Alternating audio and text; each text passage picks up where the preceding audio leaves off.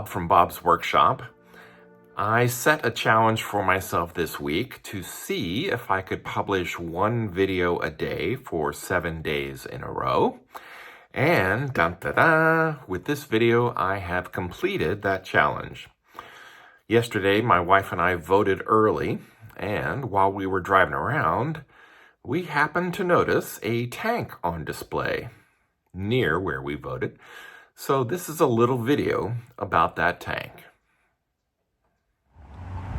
In a park just down the street from where General Motors used to build Firebirds and Camaros, sits an old tank, keeping guard over the city of Norwood.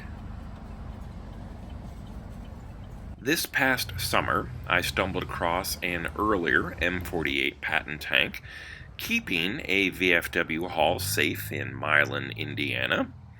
While this is still called a Patton tank, it's a later model, known as an M60.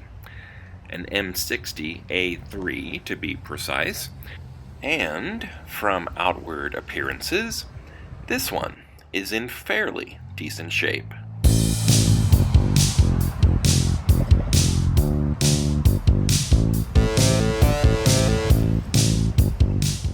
The main turret houses a 105mm gun that could fire a variety of armor-piercing and high-explosive rounds.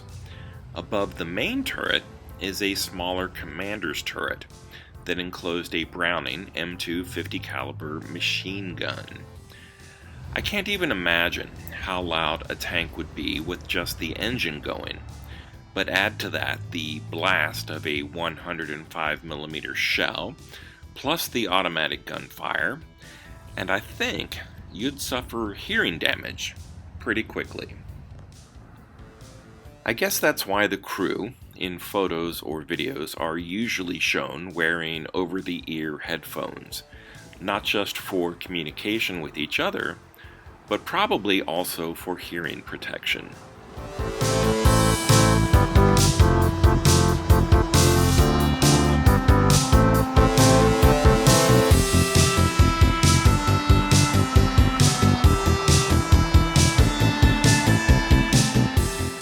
Strangely enough, the barrel is pointed at a shopping plaza across the street, so you can get groceries at Kroger or a Diet Coke at McDonald's, knowing that you're protected by 50 tons of American ingenuity.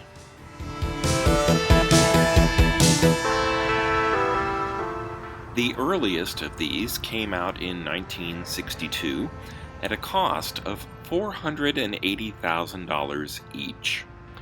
They were still being made in 1990, and by that time, the price had risen to nearly $1.3 million for just one in 1990.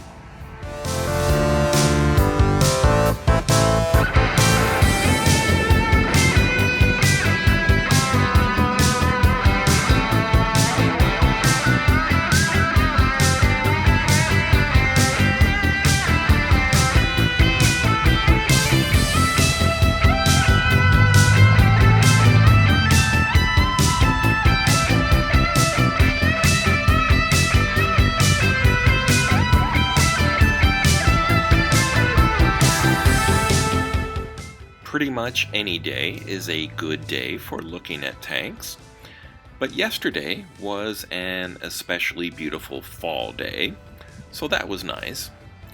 If you enjoyed this video, please like and subscribe.